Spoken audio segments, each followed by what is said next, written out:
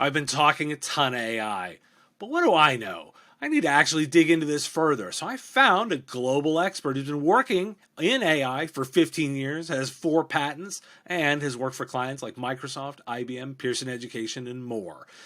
Manuj Aggarawl joins me on this bonus episode of The Business of Tech.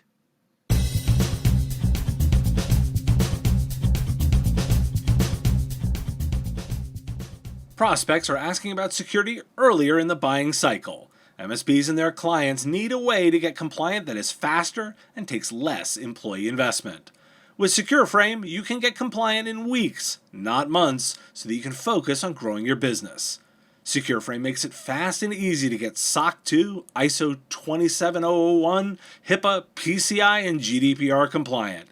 With guided workflows and one-click integrations, the entire process is automated and backed by a support team of industry experts. Get you and your clients compliant fast with SecureFrame. Schedule a demo, and listeners get 20% off today with a link in the show notes. Manuj, thanks for joining me today. Thanks for having me. So excited to be here. All right, with a name like the AI Ninja, I got to start with asking, so how is AI going to change the world? Well, it has already changed the world. We don't realize it. For the past, maybe about 13 years, our world has been already formed by AI. We have these devices in our pockets, which are pretty much running on AI algorithms. The news that we consume, it has been not only sort of curated for us by AI, but also generated for us by AI for the past several years. And to provide that evidence, you can see like whatever the political beliefs people have. I don't like to talk about politics, but in general, you will see the elections across the world today are being won and lost using data and AI. So public opinion is being formed. The way that we interact with each other is informed by what we see online, and these are basically just algorithms pushing content that other people seem to like. So that's the state of AI right now. But it feels like we've kind of had a bit of a boost and a push in the past 6 months. Yes. You could say released or exploded onto the world as ChatGPT comes out, fastest adoption in consumer history, and then a litany of products come out. Are we seeing that hitting the exponential hockey stick? What do you think this moment is? Absolutely. I think, in my opinion, as an AI expert, I've been in AI for about 15 years, in technology for about 30 years. And I used to think, which was the industry consensus, that we will be here in another 30, 50 years perhaps. But I think we are witnessing the singularity event where, the AI is actually becoming more powerful than human mind. And you can see the evidence of that by looking at how fast things are progressing. Like every day, hundreds of new technologies are coming out based on chat gpt. And I think what has happened is like AI and data, as we technologies, we know it has a lot of power. People like Jeff Bezos, Mark Zuckerberg, and Elon Musk, they have benefited by using these power for the last 2 decades, and they have become wealthy, like really wealthy. And now with ChatGPT, the power is in the hands of the public. It has been democratized, and that is the reason why you have seen such high adoption, because people realize how powerful this technology is. Okay, but who kind of owns the real value in all of this? Because I mean, to a certain degree, if everyone has it, it becomes a commodity. Correct. So who are the people that really have the power in this new world? I believe, as you said, we from the time we evolved as humans, we have always valued intellect. But now, if intellectual power is commoditized, I think the personality, the creative side, our ability to connect with other humans, the sort of the emotional side of empathy and understanding our clients better, serving them in a way that's sort of more personalized. I think that will take precedence over figuring out solutions, because the solutions can be figured out easily and quickly now. But how do we apply it in a creative way that will be more powerful? So do you worry about it taking away all the jobs? Like when people talk about that fear, do you have it?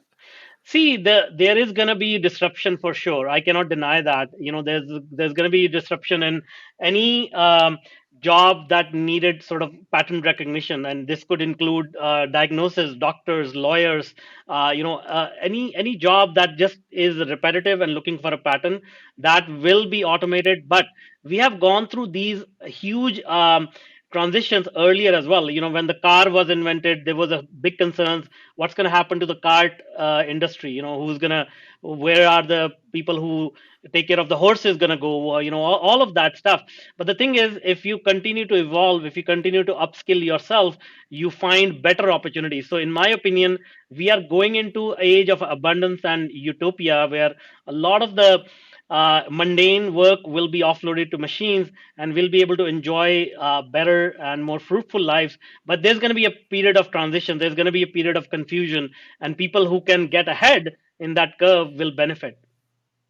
Okay, I'm gonna add because I get uncomfortable when I start hearing people talking about it being like a utopia, because as a student of history, I could look at the kind of the conversation around the Industrial Revolution and push back and go, yeah, I've heard this story before. Yeah, yeah, yeah. And by the way, that worked out well for some, and by the way, transformational for society, but a lot of workers got churned up during that Absolutely, process. absolutely. What advice and guidance are you giving to help transition both at an individual level and kind of at a societal level? Yeah.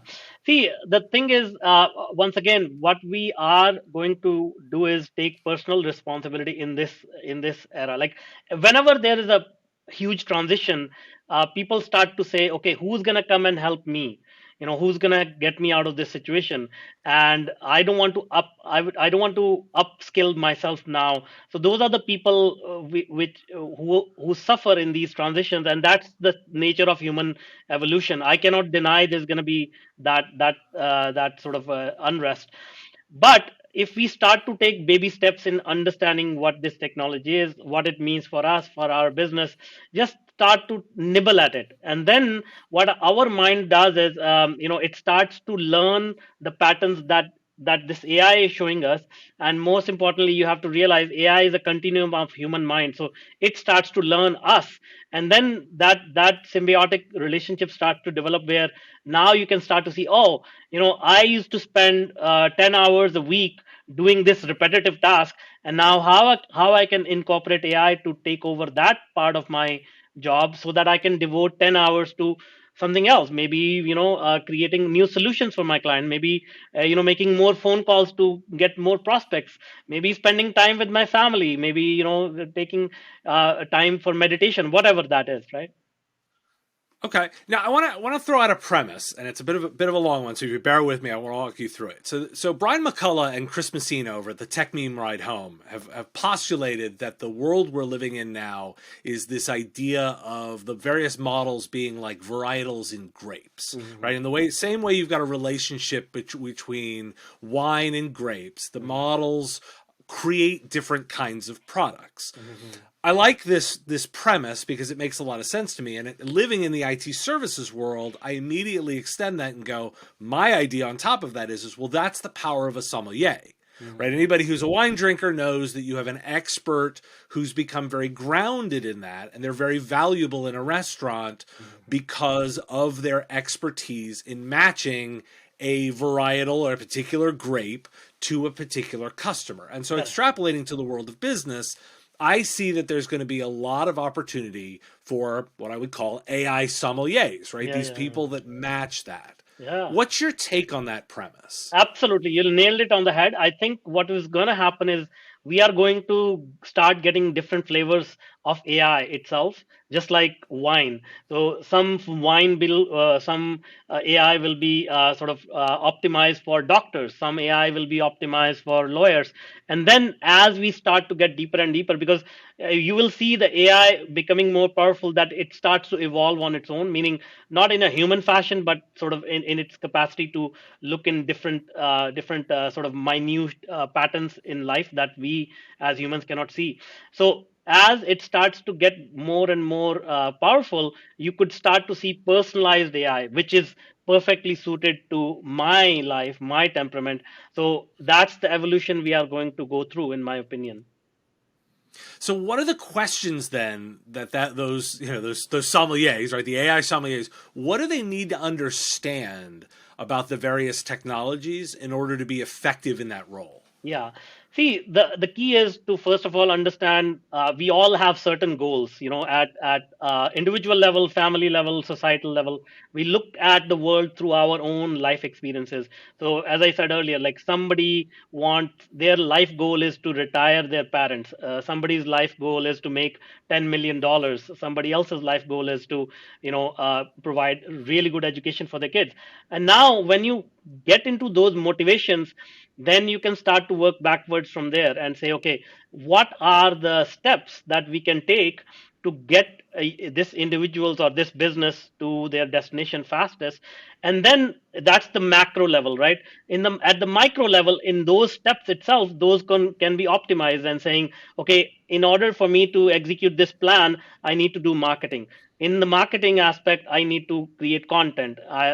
How do I create content fastest? How do I connect with the target audience fastest?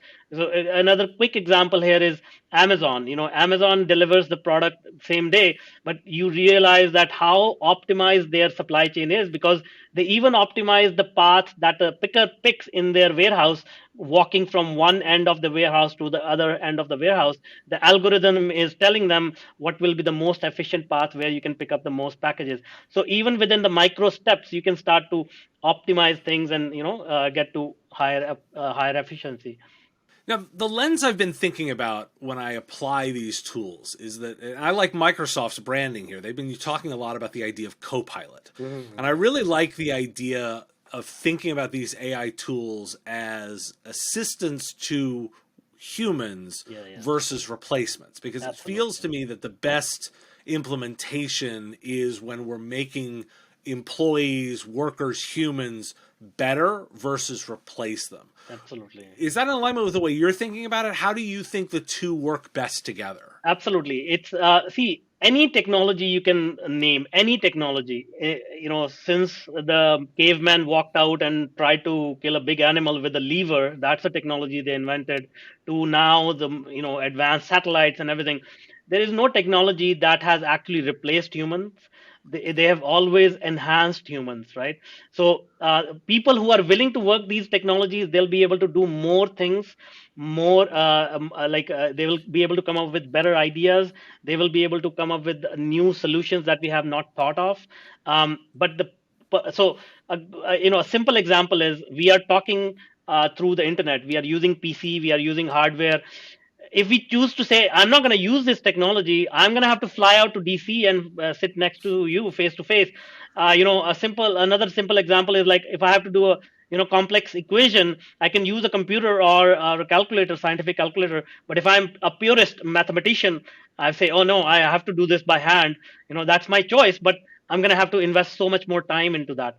So the tool is only going to help us enhance our abilities if we choose to, and this applies in any field, any industry, any job that you're doing.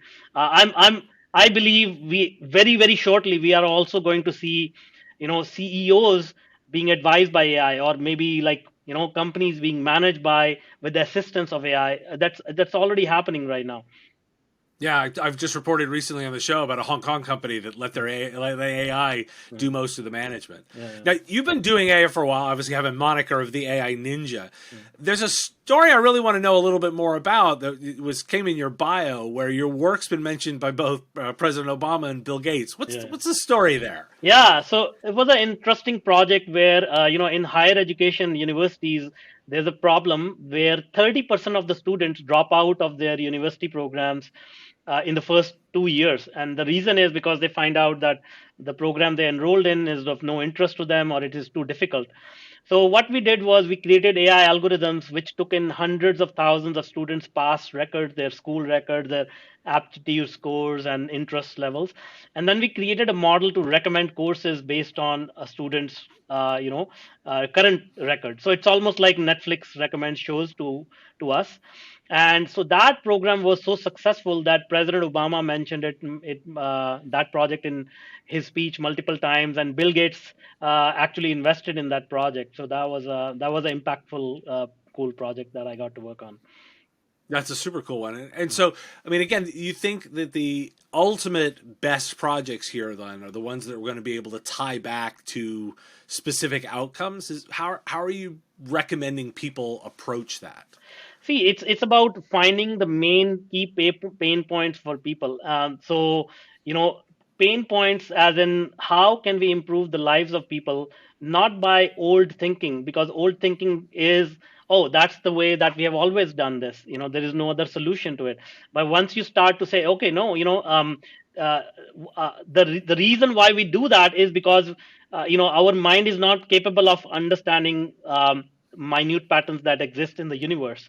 So if we can use the machine and say, oh, okay, I can take the experience of hundreds of thousands of other people, synthesize the information of how humans behave and react, and this could be in medicine, this could be in sports, it could be in education, any industry. Our human intellect actually is, as you said, like these are the grapes that is the raw material which we can now synthesize with technology and find, oh, this is how most humans behave, this is how I can really build a solution that will comfort them, that will make their life easier, reduce their pain, help them get better education or what have you, right? Well, that's a very positive thought to end on. But if people are interested in getting more information about their work or about your work, how could they do that? So you can go to my website, Manuj Aggrawal, my first name, last name.com, or you can connect with me on LinkedIn. Just search for my, again, first name, last name, Manuj Aggrawal, and I'm fairly active on there. Awesome. Manoj, thanks for being with me today. I really appreciate it. Thank you so much. Thank you. Thanks for your time and attention. Time is a finite resource, and I really value you giving me some of yours. If you like this video, you can let me know with a like of the video, and even more valuable, hitting the subscription button. My content is all free, and I use metrics like subscriptions to pay the bills, so it has real value. The content here is produced under ethics guidelines posted at businessof.tech. If you're interested in more content like this, you can get access to content early via our Patreon at patreon.com/MSPradio. It's our give what you want model where you set the value of what you think the content is worth. If you like this podcast, you can catch it daily as the 5-minute news and commentary show, The Business of Tech, available on all your favorite podcatchers with links at businessof.tech. Just hit that big blue button to subscribe. Again, thank you for taking time out of your day to listen, and I really value the interaction. If you want to say something in the comments, I do respond and watch all that, and I look forward to talking to you next time.